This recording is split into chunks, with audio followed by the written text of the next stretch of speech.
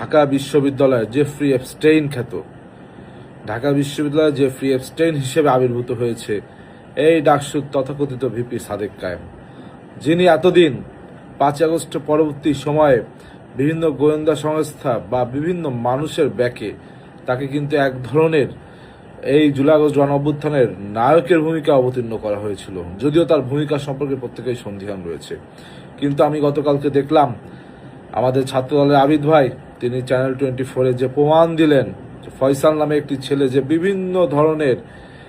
বিভিন্ন fake page চালাচ্ছে এবং মানুষের নামে বিভ্রান্তি ছড়াচ্ছে, ঠিক একইভাবে হাসান আল বান্না, এই হাসান আল বান্না এবং ফয়সালদের সাথে সাদিক কায়েমের যে ঘনিষ্ঠতা দেখলাম, আমি অবাক হলাম। এবং আমার মনে হলো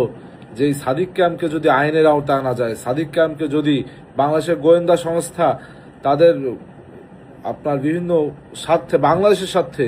যদি বিভিন্ন আইন শৃঙ্খলা বাহিনী তাকে বিভিন্নভাবে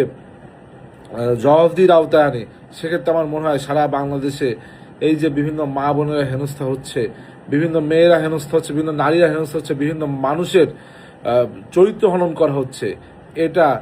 80% কমে আসবে। তাই আমি বাংলাদেশের আইন শৃঙ্খলা বাহিনীকে অনুরোধ করব, বাংলাদেশ সরকারকে অনুরোধ করব যে আপনারা বাংলাদেশের স্বার্থে, বাংলাদেশের মানুষের নিরাপত্তার স্বার্থে অনতি বিলম্বে এই ঢাকা বিশ্ববিদ্যালয়ের জেফ্রি এপস্টেইন, যার বিশাল নেটওয়ার্কিং রয়েছে